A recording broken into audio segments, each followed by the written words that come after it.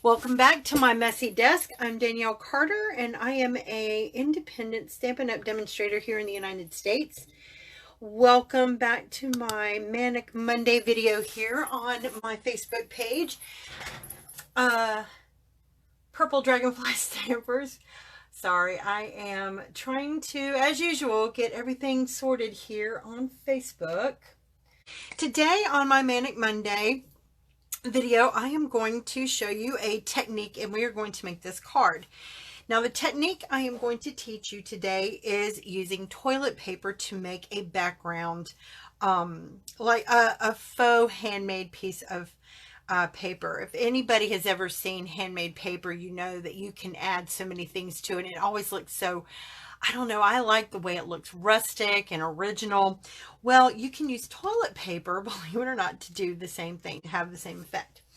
All you need is some toilet paper and an embossing folder. Now, what we're going to do, I'm going to show you the entire technique from beginning to end.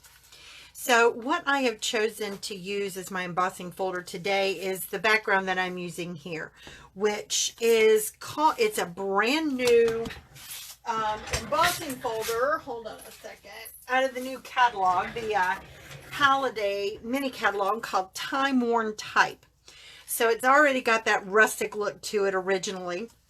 And adding it to this paper and to this technique just gives it that added additional rustic look. So what we're going to do is I'm going to take, now I use bamboo toilet paper, but I'm going to get a long strip and fold it in half.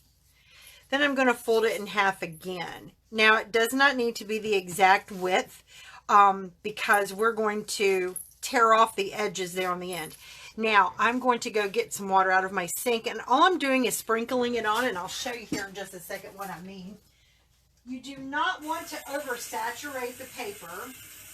If you do, you will have a very, very difficult time getting it unfolded. Now, as you can see, all I did was take some sprinkles in here and got it good and wet, but still workable. Now I'm going to squeeze it over my trash can to get the excess out. And then very carefully, because it's not oversaturated, it should unfold easier. Please don't mess up because you know it might. Here we go. All right, so as you see, able to unfold it. Little pieces like that don't matter. It's all good. So you want a good wet piece, but again, not oversaturated, of toilet paper. Now we're going to place it in our embossing folder. And it doesn't matter which way you want to put it in there. Fold it in half like this. Now I go ahead and I tear off the extras here, and that's fine. That if it rips inside, it is fine. It just adds to the personality of the paper. And you can also trim it off there.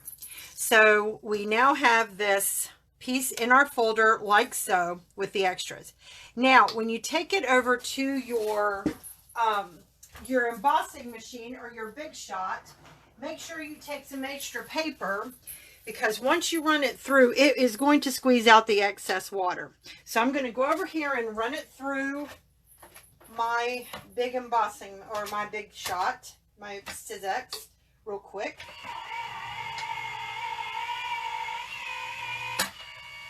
And make sure that you, if you accidentally spill water, make sure you wipe it up quickly. Now I'm going to bring this folder over so you can see that water. There's water all over my platform, but that's okay. That's the point. We're squeezing all the water out. So now, when we open it up, you can see there's water here. You can actually see in the middle where it looks kind of sort of dry, but it's not. Don't be fooled by that. It's not. Now these extras over here on the edge that are still pretty good and wet, go ahead and just pull those off, because that will continue to absorb into the other parts that have that dry look, that squeezed out water look. So we're going to go ahead and pull this all out like that. There we go. Now, we're going to put our embossing folder over to the side. We don't need that anymore. And I'm going to grab out my little heat tool here. And I'm going to run this over a few times to kind of give it a little extra drying time. You just want to brief it over. And you can see, can you see? Let me see. I don't know if you're able to see just how raised up that looks. It looks really, really good. Now, something else you can do before you dry it up is crumple it up a little like that, and it'll dry like that as well. I forgot to do that part. There we go.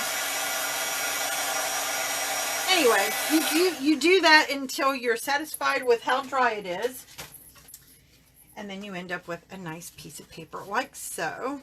Well, this one is still, I'm going to keep drying this one. That one still isn't dry enough.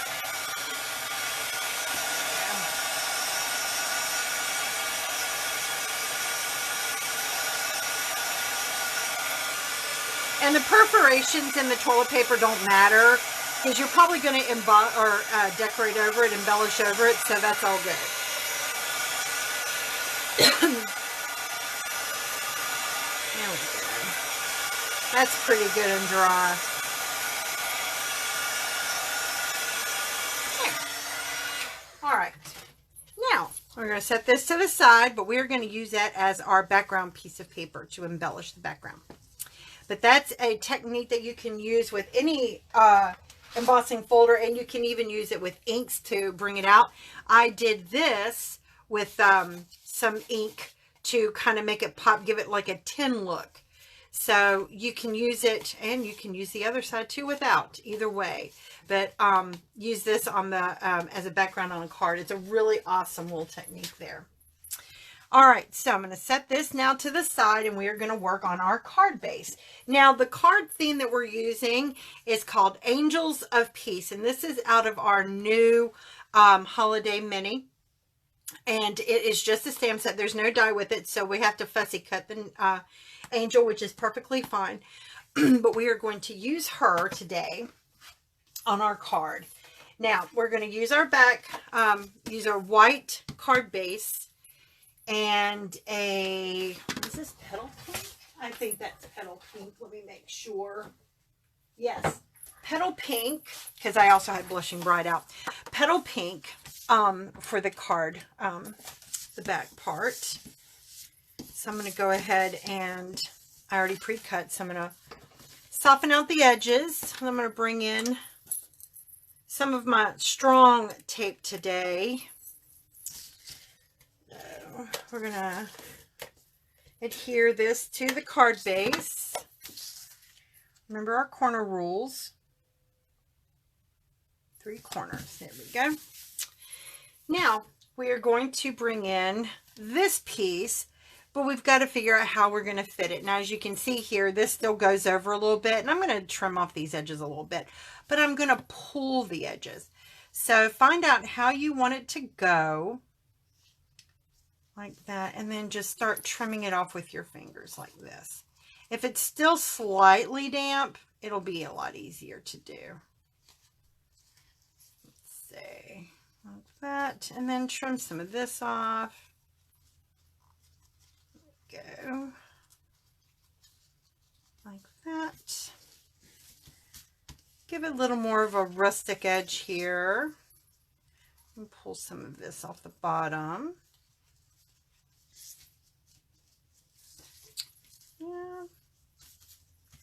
And let's go ahead and just roughen up this top part too. The rough edges always look good. There we go. You can make it as big or as small as you want. I'm just messing around with this one. There we go. So that fits on the piece pretty well. Little bits hanging over really is not that big of a deal. See, edge that out there.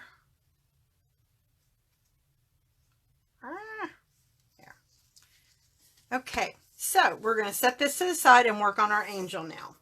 But you see how that pops? And I love this particular stamp. I like that. I almost used, and there's another one actually. Let me show you the one I almost used, and I probably should have. Is the Merry Melody, their music notes. In fact, I might do this card again and use that embossing folder. There's just so many new toys to play with. I just grabbed this one because it had that old rustic feel to it. Kind of like you would see if you were doing a junk journal. Okay, so we're going to set this to the side. We're going to pull in a piece of Whisper White and the angel stamp from that set and our Memento Tuxedo Black. Now, I'm going to go ahead and ink this up really good. There we go. Stamp her on here. Like so. There we go. Clean off our stamp. Where'd she go? There she is. With our simplest chamois. I love this thing. Let me look at that. My fingers have more ink on it. Great. I love the chamois. And I use that chamois for and I clean it every time and the ink comes out. It's just, I love that chamois. All right, so we're going to put our ink away and then we're going to pull her into color. Now, I was looking for colors that matched or coordinated with the pink, and I liked the Mint Macaron. I absolutely love this shade of green for fall and for just spring. I just love this color. So we are going to do her, and I'm using the stamping blends too. I absolutely love these things. It gives dimension to your coloring. Everybody's into the watercolors right now and the alcohol ink look, but I still love the blending dimensional look. I just absolutely love it. So I'm going to use the light Mint Macaron to color in her dress, like so. I've realized that is my go-to term, like so. She's got long sleeves, and it took me a minute to figure out these are long sleeves and not short sleeves. But color her in. And I'm not, as you see, I'm not just coloring it in. I'm stroking it like this so that I have uniformity in the brush strokes. There we go.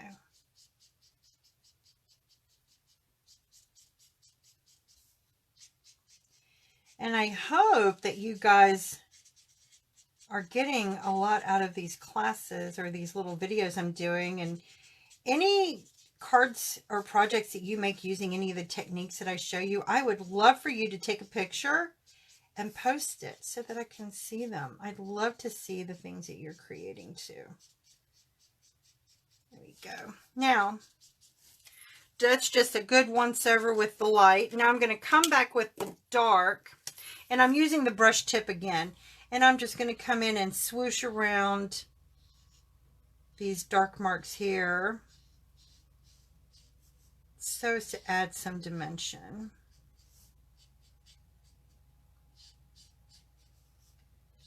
Come in here on the back. And I'm going to do a little bit on the inside of each of these these little flowy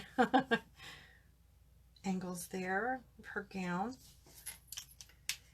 No, I didn't do one up here. Let me do it up there. There we go. Now I'm going to come back and I'm going to color it in again. And this time I'm going to do more of a, instead of brush strokes, I'm just coloring it in more methodically, because that is going to help blend it to give it that ending desired look of the dimensional, or the text, not textured, but yeah, dimensional. So it looks layered, shadowed, professional. Professional. There we go. I absolutely love that color. And you can see now how it gives that effect. Now for her hair, I am going to come in. Let's see, what did I use? I used the dark and the light crumb cake. So I'm going to come in and give the base of her hair with the light crumb cake. And I'm going to do the same thing with her hair that I did with her dress.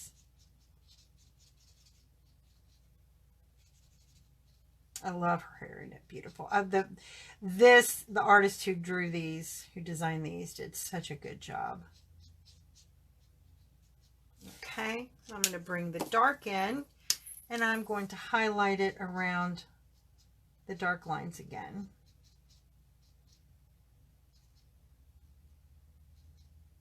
There we go. And going back over one last time with the light crumb cake to help blend in those highlight lines. There we go. I don't know if anybody here has ever used Copic markers, but these are similar to Copic markers and they cost a ton less. You always get a light and a dark whenever you order our Stampin' Blends, so that you're able to do the highlight technique that I just showed you. The only time you don't get two is if you get the I think it's the blending brush, the white, yeah, the white blending brush. This one right here, the color lifter, you only get one pin there, but that helps to lighten up even the lightest color. That helps give it even more dimension. Now I struggled with the wings, but I figured, you know what, I'm going to go with something that's a very pale yellow and then pop it out with some of our Wink Stella. So I'm using our light So Saffron and our dark So Saffron. And I think this yellow has more of a golden feel to it than the other yellows that we have. I saw somebody use Bumblebee in their example, but that was just way too yellow for me. So I'm using the yellow, or the So Saffron here, light So Saffron. Sorry if you can hear the squeaking going on. Brian is upstairs walking around. It's so hard to keep all the noise down when you live in one of these old houses. Let's see. I'm gonna come in here and highlight these. There we go. I don't want to add too much there because I don't want it to darken more than it really is. I'm going to blend it now with the light So Saffron.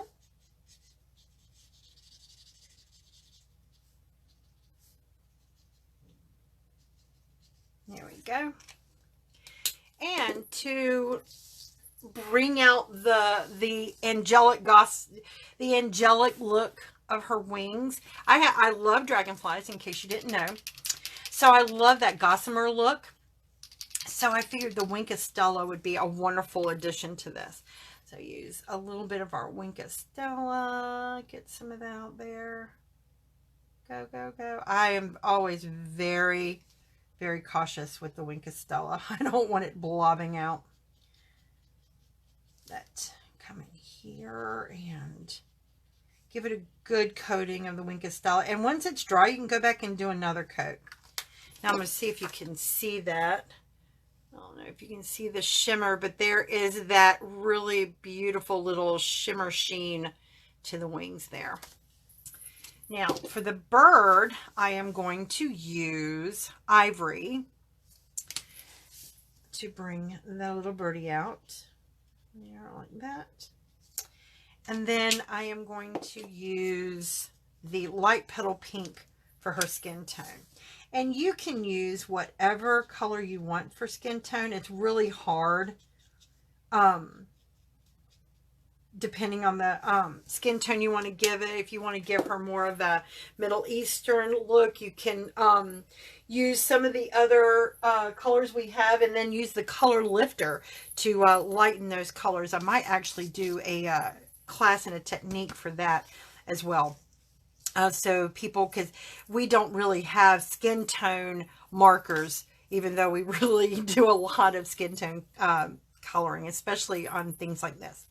So what we're going to do now is we're going to fussy cut this, but because of time, well, I guess I can go ahead and do it. Somebody actually sent me a message and said, you know, you can make your videos a little longer. You don't have to rush through them. And I was like, well, I'm trying to be aware of everybody's time. But if you know I'm fussy cutting, you can always fast forward too, which is fine. I actually am one of the people that I will watch people fussy cut. I want to see how they, you know, navigate the edges and the angles to learn, you know, to learn new tricks that I may not already know. Oh my goodness. I was talking to somebody the other day. I was talking to, maybe it was one of my kids, about my old craft room when they were little. Back before we had all these die machines, these new die machines, I had an original Sizzix that was red and had a handle on it. And you had to pull the handle down like this, like a lever. And the dies were thick. They were like this thick. And there was like a piece of plastic that had the picture of the die itself. And then this large foam piece that housed the blade. Oh my goodness, that thing. And it was so heavy. And now, that's right, I was telling one of my kids, because Brian got me a electric die cutter for my birthday, because I've got carpal tunnel in my right hand from doing so much crocheting over the beginning portion of this year, that cranking the big shot is just got to be painful. So he got that for me for my birthday. And I was talking to my kids and they were like, yeah, I remember that big machine.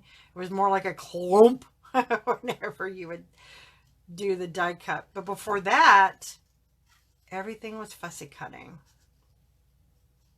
So we have come a long way, but the old ways are still just as nice. And you don't have to buy dies, even though buying dies is very convenient, especially with Stampin' Up. That's one of the things that I've noticed about our die sets. You not only get the relevant dies, like for the flowers or the people or the buildings or whatever, but you get extras, additional embellishments, including tags, shapes, and things like that. So when you get die sets, you're getting more than just the dies for that particular stamp set. There we go. Now, I'm not gonna, let's see, I do want to round that off a little bit better. And I'll tell you, our snips are awesome. They're the small scissors, which are perfect for doing die cuts, or not die cuts, for fussy cutting. All right, now I just did a quick fussy cut, so I've got some boo-boos on that, but that's okay. That is okay. So we're going to pull our card back in here, our card base. And now our well-dried, because it's been sitting a while, embellished piece of TP. Now, to mount this down, I am going to bring in and use my Tombow. If I used tape, it would pop up, and I don't trust it. So, because there's a lot of bends and bobs here, so I'm just going to come in and just glue it. Just give it some glue. You're not going to hurt it. Turn it over, find where you want it, and then set it down. You're going to want to press it down a little bit to make sure it's good and adhered. And it's okay if your sides pop up. That's fine. That's kind of like some of the aesthetic that we're going for there. There we go. And after that is good and you're happy with that, we're going to also glue our angel as well. I considered using dimensionals or double-sided tape for this, or even glue dots, But I figured with the dimensionals, we've already got some dimension with this back here, you know, fraying up some. And I wanted to make sure that once she's down, she stays down. So I'm also using my Tombow. As you can see, I use my Tombow a lot. That's what it's supposed to look like. But I had to take the label off because it was so messed up and torn from so much use. And just come in here with her and actually trace her outline. You don't want to, you want to make sure that the edges stay down, but are if you keep it inside the edges, you'll give it that dimensional look anyway. Using dimensions would just pop it up too much, but if you glue it on the inside and not right there on the edge, it'll give it that dimension look anyway. There we go. Find where you want her, set her down. And there you go. Now, I did cut a lot off of there. That's fine. For that, to fix something like that, let me show you what we're going to do. I am going to pull in, where are you? There we go. One of my favorite little tags, which comes out of the Potted Succulent die set. And I am going to pop a sentiment right up here. I think I am. Let's see. What am I going to use? I think I'll use something out of here. How about this one? You're an angel. Perfect. So let me grab a piece of Whisper White. I could even put it down here. But I think I'm going to set it up here just to balance this. Oh, no. We're going to try it out. Okay, we're gonna give it a shot and see what it looks like. I can always throw it away, or throw the idea away, not everything, just the idea. So set that in there like that. And there we go.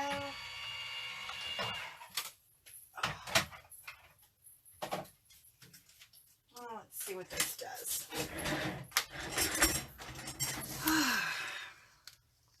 I think that will look fine. I think it'll look fine. Okay. Do I want to use black or do I want to use mint macron? Huh. Let's see. Let's try mint macron and see which one we want to use. What do you think? I have always said, and I guess I got this from my years in EMS, but for every problem there is a solution. And because I pulled it off too much there, that is a problem. So let's find a solution. Let's see. Let me pull, where's the white paper I had? Let's use this one. We're going to test it and see. No, I think we're going to stick with the black. I think we're going to stick with the black. But you can use colored ink there if you want. And again, you don't even have to do anything. You can just leave that alone or embellish it.